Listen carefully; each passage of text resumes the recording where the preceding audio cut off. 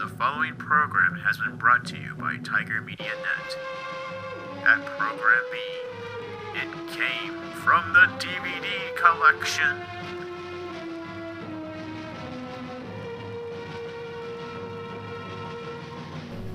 Hello, welcome to the podcast thing. My name is John Billinger, and this is Connor Keating.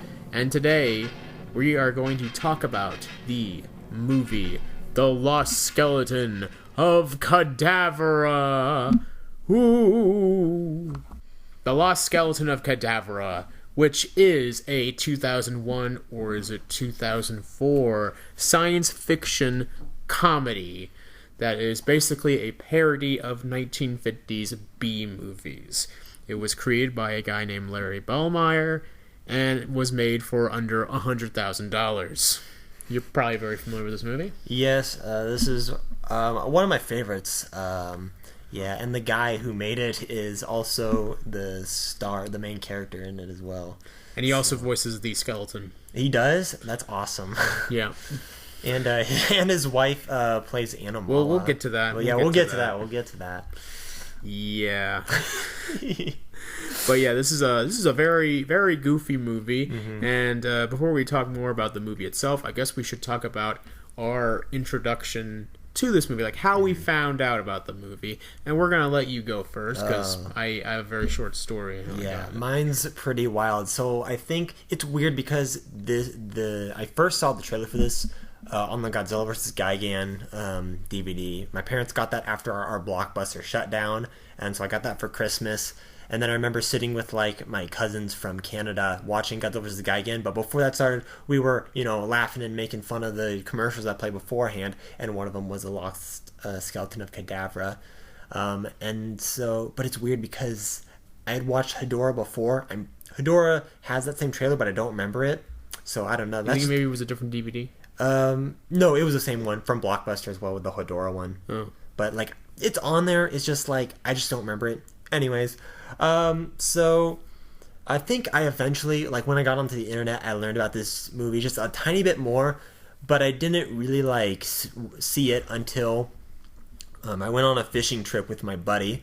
Accidentally hooked his ear that trip, and then on the way back, they were telling me, because his mom had driven me and him and his siblings as well out to the lake, and so they were showing me their car, and their car had like a DVD player built in, right? Yeah, a good car. Yeah. My family, we used to have a car like that, but we got rid of it like 15 years ago. Yeah. Something like that. But and now they don't even make cars with DVD. Yeah, unfortunately, they're starting to get rid of the CD players too. Anyways, so they had a big binder of DVDs, and one of them in there was The Lost Skeleton of Cadavra, and so I'm like, oh my gosh, we gotta watch this. We ended up having to like stop at Walmart to like get the proper cord to like hook up the sound, I think it was, to the car. They didn't have that already built in? No, I think we needed to like hook up an HDMI or something. Anyways, we got the cord, and then so me and him, we watched like most of The Lost Skeleton of Cadavra, not quite all of it. I can't remember if they let me borrow it or if I went ahead and bought it off of like Amazon for $10. Back when it was $10 on Amazon. Now it's a lot more pricey. Mm-hmm. And so yeah, and then me and I think my sister, we watched it together, saw the whole thing through, of course. And then I think I had at some point watched it with my dad, and yeah, it's just a movie that I've quickly grown to love because it's just so silly and fun. Yeah, and he played a big role in some very good memories, I'd say. Yeah, well, like hooking my buddy's ear. Yeah, I first found out about this movie from my sister. She showed me the trailer on YouTube one day. I was like, John, you have got to watch this movie one of these days. And this was back in 2017. I had never heard of the movie before. And I was like, well, this movie looks like very interesting. Where can I get it? And it's like, well, John, this movie is very hard to find. She had to, I think, interlibrary loan it to watch it. And she didn't have it at the time. And so just for years, I've always heard about this. And I've even heard mentioned a couple other times, and seen clips of it. And I saw trailers from Hell video about it. So this movie was always on the list. Mm-hmm. Oh, and James Rolfe also reviewed it as well. So this movie has always been on the list. And I guess when we started this podcast, you showed me your DVD collection, and it was in there. And I was like, well, we have got to do a episode on the Lost Skeleton of Cadavra. So here we are. Heck yeah. Anyway, this movie was directed and written and starring a guy named Larry Bellmeyer, who also produced and everything like that. Yeah. And he kind of does, like, or he at least did, just kind of like these sort of B parody movies. He did this. The Lost Skeleton of Cadavra returns again. He did a gangster one as well. Yeah, he did Meet the Mobster. The Trail of the Screaming Forehead, which my buddy has seen that as well. And then he did one called Dark Stormy Night, I think. And they're all kind of the same. I'm pretty sure they're all kind of, these weird little comedies that are, or at least the monster ones are parodying monster movies from the 50s. And out of all of them, this is the one that got the cult following. Mm-hmm. And it was apparently it premiered in 2001, but it didn't get a release in theaters until Sony Pictures producer Michael Sussinger saw it at a screening and was like, I gotta buy this, and he bought it, and it got released in February of 2004. Apparently it didn't make a lot of buzz, but it got a cult following over time. And when you watch this thing, you can see why it has a cult following, because this is probably one of the strangest comedies you'll ever watch. And that's a good thing. I don't know if I would consider it the strangest comedy, because, I compare this movie to, like, Monty Python and the Holy Grail. Oh, well, yeah. And it's like, that's like a King Arthur parody, and this is like a sci-fi 50s movie parody.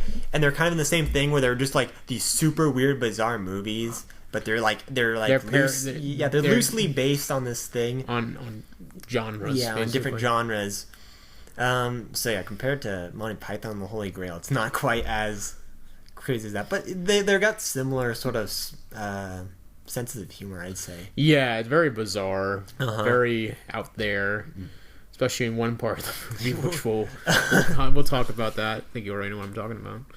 The best part of the movie? No.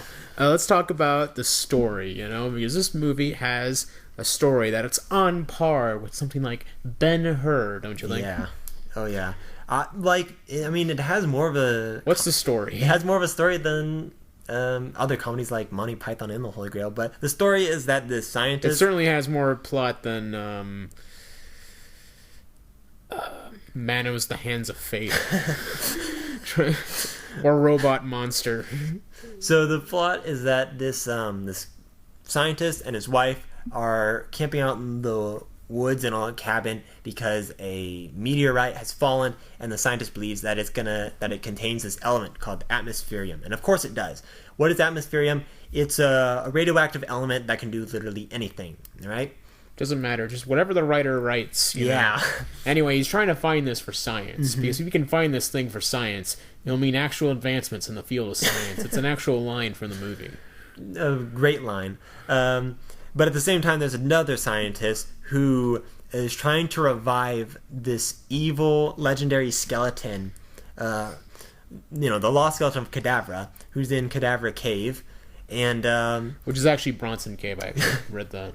Okay. Bronson Cave, by the way, is one of the most is an actual cave in the kind of like the Los Angeles area. It's not too far away from the Griffith Observatory, and it's just a cave, and it's been used in tons of B movies, westerns, and TV shows. Like, it was the Bat Cave in the 1960s Batman show, for example. It was in John Wayne the Searchers. Robot Monster. Yeah, it was also in Robot Monster. It was in, I think, Attack of the 50-Foot Woman, or one of the Cyclops movies. Not like the Ray Harryhausen one, but I mean the one with the eye patch. Yeah. Anyway, back to the movie. There's the evil scientist who's trying to revive the skeleton, but the skeleton, his body's immobile and he needs the atmospherium. Meanwhile, there's also these aliens who have landed on Earth. Their pet mutant has escaped and is going on a rampage, mutilating people, and they need the atmospherium in order to power up their ship. And so then the three parties kind of meet up at the cabin. They don't know each other's like real identities, except for the scientist and his wife. Everybody knows them because they're not hiding anything. And then it just kind of becomes just a big mess of chaos of everybody trying to get the atmospherium. Alliances being formed, alliances being broken, and it's just just a hilarious movie. What do you think of the story? The story, I mean, with the comedies are interesting because I've noticed they really don't need to follow the typical conventions of movies. Like a monster movie or an action movie, even though action's the main draw, you still need a good story and good characters for it to be a good monster or action movie. Comedies, I mean, you look at some of the great comedies. Monty Python and the Holy Grail doesn't have a plot. Napoleon Dynamite really doesn't have a plot. A lot of these great comedies don't have that great of plots. Though I will say that for this movie, it does have a pretty, 3-act normal structure. Yeah, and I think it helps to... very complicated story. Yeah, it's a little bit of a complicated story, and I think that kind of works. But it adds to the it. absurdity Yeah. of it all, And another one of my favorite comedies is It's a Mad World, which also has a very complicated story that's just, so ridiculous. It's like, what the... It's kind of, it works in the same kind of way, but for sci-fi. But yeah, I really did enjoy it. Yeah, it does have enough. It's a very enjoyable story. It's got enough of a structure. The story does. It's got enough of a structure where it's not like, I don't know. It doesn't feel like messy, or it doesn't feel like the story itself is an insane mess. Like, even though crazy stuff is happening, it's still I don't know how to describe it. Just it works. It's balanced. It works as just a normal narrative. I could see this being the plot for a 50s monster movie that's not trying to be a comedy. You could probably show this movie to someone and tell them this is an actual movie from 1958 or something, or 1962, because there's a 61 Thunderbird in there. But should we talk about just our viewing experience this time? How we watched the movie? Yeah. Yeah, sure, why not? Right. Yeah, this is the first time I've watched the movie.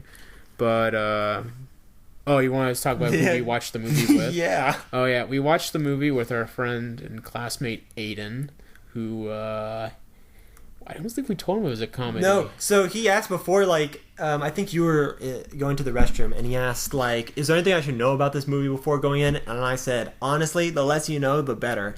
And I think for a little bit, he wasn't sure if we were watching a 50s movie or a parody from... Yeah, and he hasn't seen a lot of movies, so he probably hasn't seen any 1950s movies. No. So he probably was thinking, oh my god, what the hell is this? What? Yeah, I've asked him many times, what do you think of the movie? And he's just I don't know. It was... very strange. It was one of the movies of all time. It was one of the movies of all times. yeah, for sure. And then we watched this movie in the lounge of the dorm building, which is very funny because people kept walking through the hallway.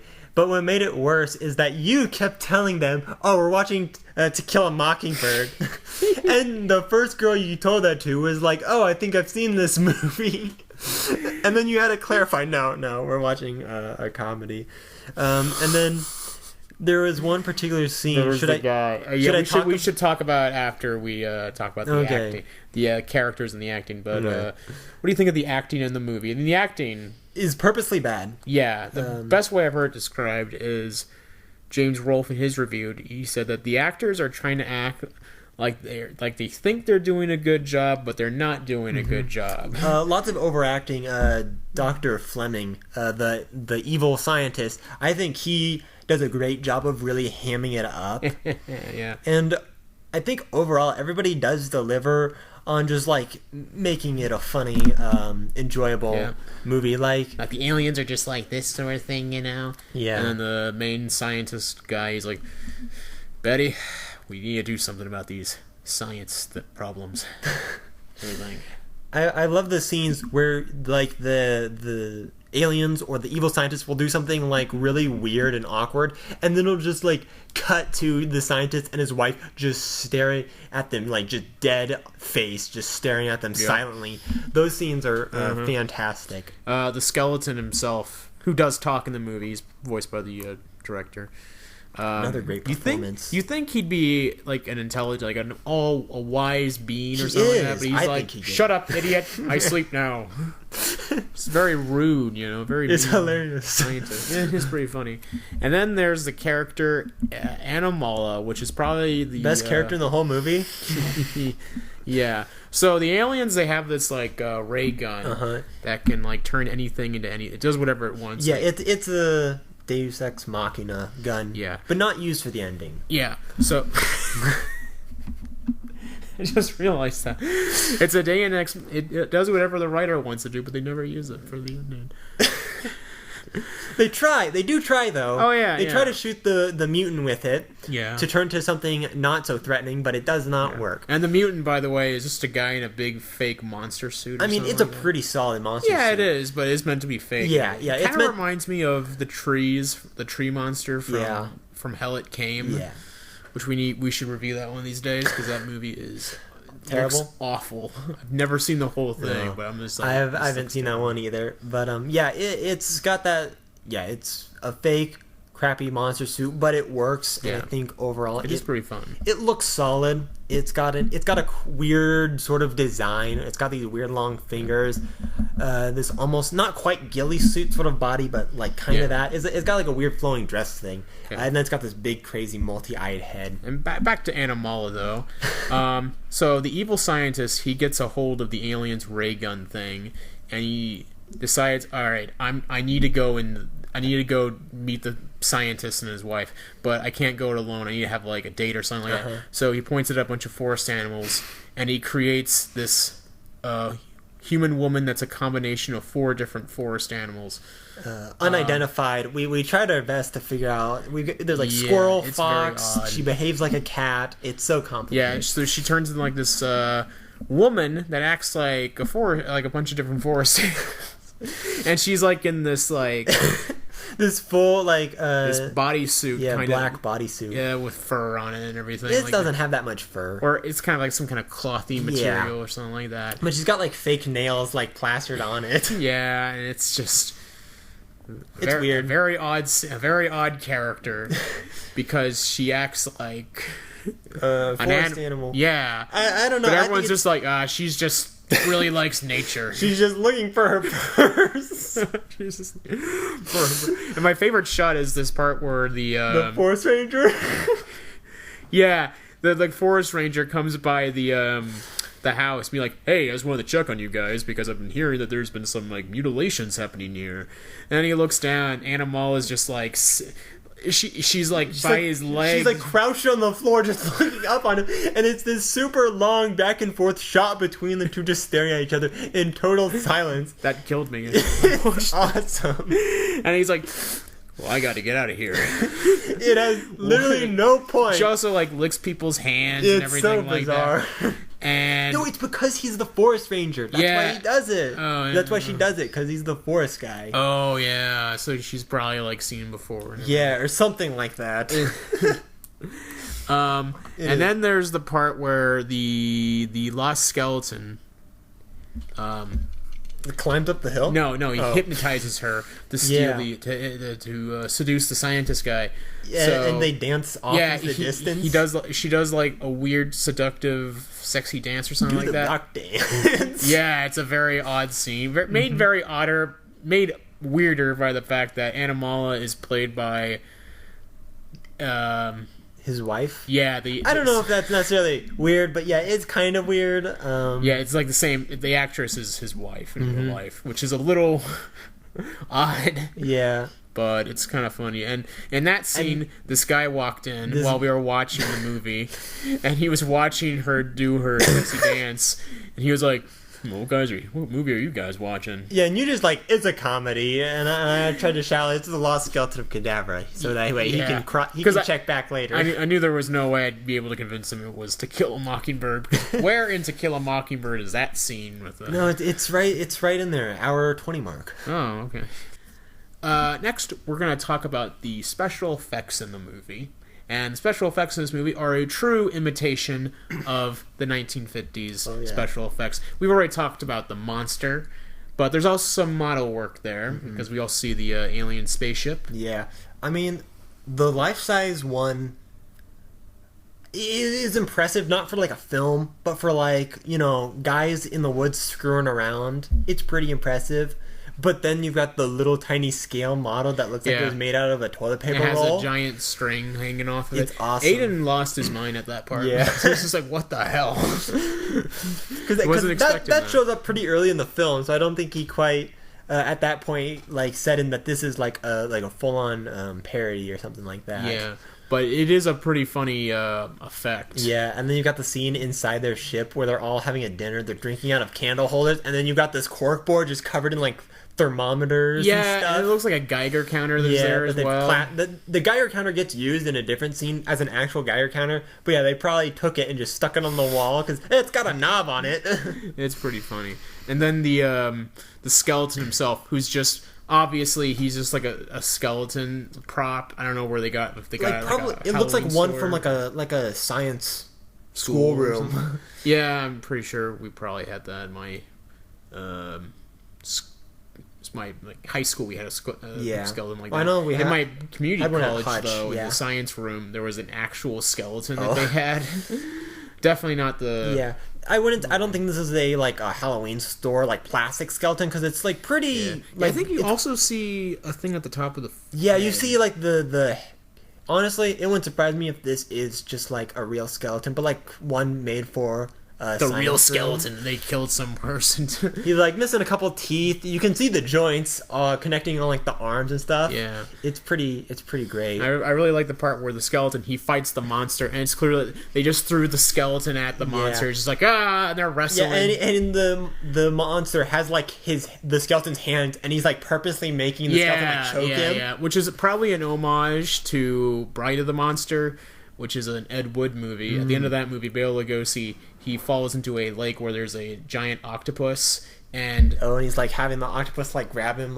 Yeah, because apparently the octopus had like a motor or something like that made the octopus the tentacles move, but the motor broke or they lost the motor. I don't remember exactly what happened. So they were like, just grab the tentacles and just like flail it around. Look like he's killing you.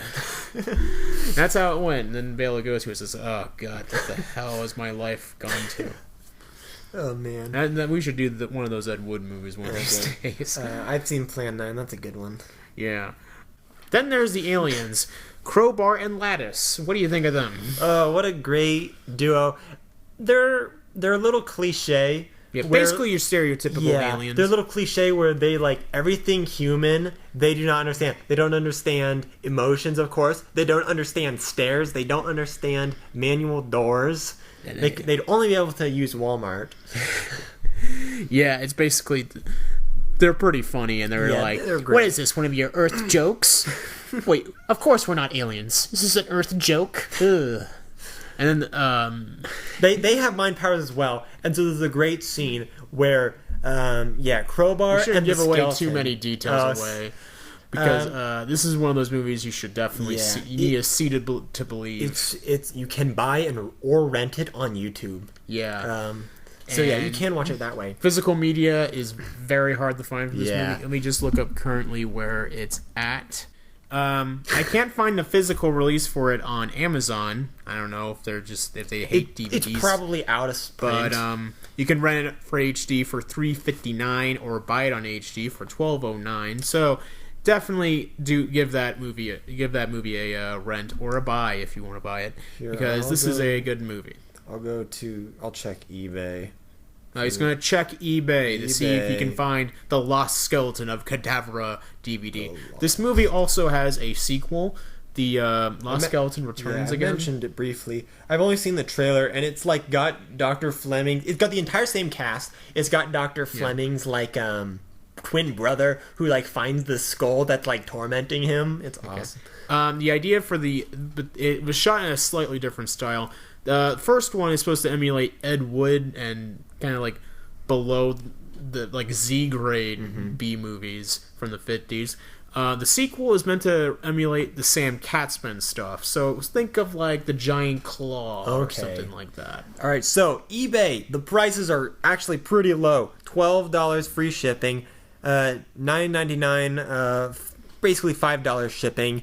So it's fairly inexpensive on now eBay. Look up The Lost Skeleton Returns Again. Yeah, that one's like $60 full video game price. Lost Skeleton of Cadavra. Lost Skeleton returns again. Ooh. Again.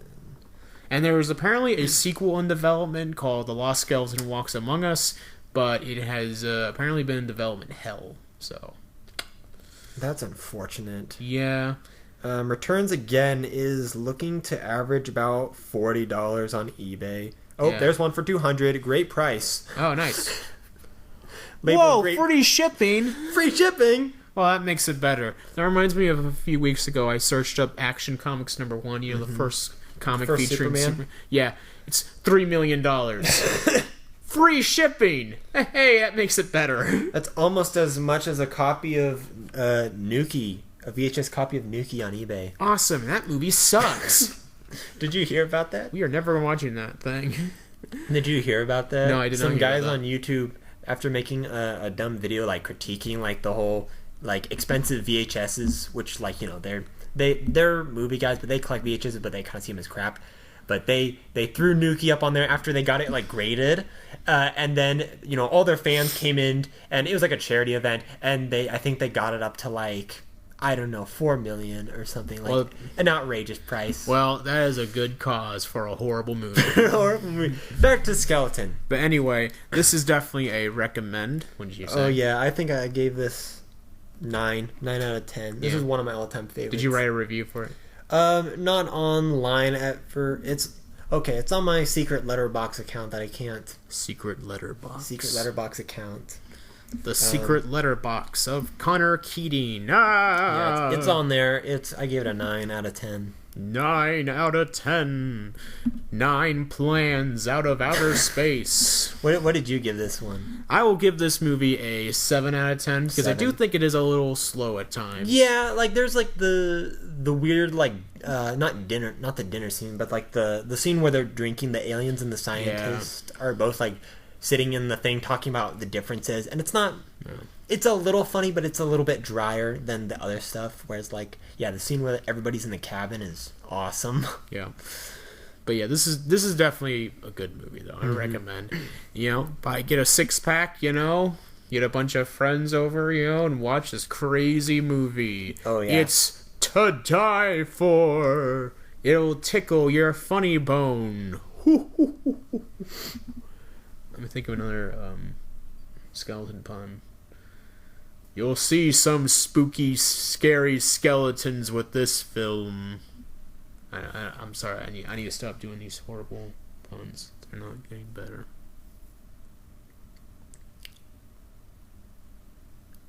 I will say, Atmospherium's a better name than Unobtainium from Avatar. Wait, Unobtainium from Avatar? Yeah. Oh, That's yeah. what the stuff in the Blue People movie is called. Damn Smurfs. The dang Smurfs. Come on, James Cameron. Well, anyway, that's all for today. Join us next time where we review something. Ooh. Any final thoughts? Or final goodbyes? That's it. No. I'll be. That's all, folks. It Came from the DVD collection was hosted and produced by John Billinger and Connor Keating. The movie covered, The Lost Skeleton of Cadavra, is a property of Sony Pictures Entertainment Incorporated. This has been a Tiger Media Net production.